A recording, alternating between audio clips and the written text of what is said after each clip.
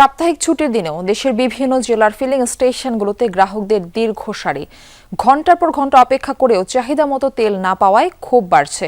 চাহিদার তুলনায় পেট্রোল ও অকটেনের সরবরাহ কম থাকায় রংপুর বিভাগের বহু পাম্প সাময়িকভাবে বন্ধ রাখা হয়েছে। চাহিদা অনুযায়ী মিলছে না ডিজেলও। জ্বালানি তেলের জন্য এক পাম্প থেকে আরেক পাম্পে ঘুরছেন গ্রাহকরা। রাজশাহী, চট্টগ্রাম, খুলনা, সিলেট, ময়মনসিংহ বিভাগেও সংকট কাটেনি। ফিলিং স্টেশন মালিকদের দাবি, ডিপো থেকে যে পরিমাণ তেল মিলছে চাহিদা বেশি থাকায় তা কয়েক ঘন্টার মধ্যেই ফুরিয়ে যাচ্ছে। এতে ভোগান্তি কমছে না। গ্রাহকদের অভিযোগ, ব্যক্তি পর্যায়ে মজুদের পাশাপাশি অসাধু ব্যবসায়ীদের তেল মজুদ করছে। এতে বাড়ছে ভোগান্তি। 8 ঘন্টা দাঁড়িয়ে থাকার পরও আমি নাগেশ্বরী পুরাতন পাম্পে ওখানে তেল পাই নাই। বাধ্য হয়ে আমি আজকে উত্তরাত ফিলিং স্টেশনে আসছি। গাড়ি ধরি এখনো লাইন সিরিয়ালে পাইনি, জায়গা পাইনি। মানুষের জায়গা এখন ওই যে টাকা পাওয়াছে 50-100 করে। দূরে গাড়ি আছে, ওরা আসতে সময় লাগবে। এখানে আত্মীয় স্বজন আছে, ওনাদের মাধ্যমে চকি বা বাইসাইকেল চেয়ার এখানে রাখা দিচ্ছে। জ্বালানি তেল সরবরাহ পরিস্থিতির আরো খবর জানাতে আমাদের সঙ্গে খুলনা থেকে যুক্ত হচ্ছেন সহকর্মী শেখ আল এহসান। এহসান, পাম্পগুলোর কি অবস্থা দেখছেন?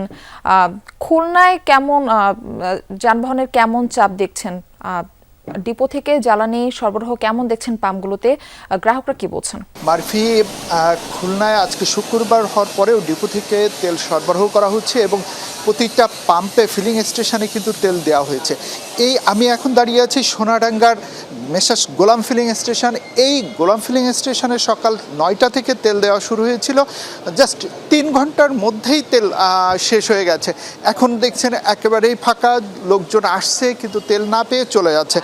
বিশেষ করে এই পরিস্থিতি কিন্তু খুলনার সবগুলো পেট্রোল পাম্পেই বর্তমানে একই পরিস্থিতি হচ্ছে। তেল আগে যে পরিমাণ তেল দিচ্ছিল ডিপো থেকে, এখন তার থেকে অনেক বেশি কমিয়ে দিচ্ছে।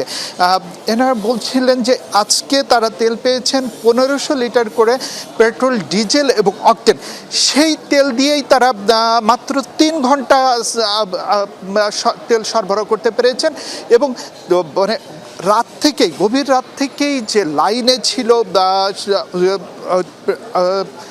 ছিল মোটরসাইকেল বা পেট্রোল অকটেন চালিত যানবাহনগুলো, তারা কিন্তু জাস্ট 3 ঘন্টার মধ্যেই তেল নিয়ে চলে গেছে। অনেকেই তেল না পেয়ে ফিরে গেছে।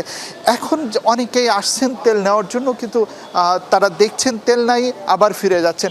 এই যারা তেল পাচ্ছে না, এরা কিন্তু বিভিন্ন পাম্পে ঘুরছেন এক ফুটা তেলের জন্য।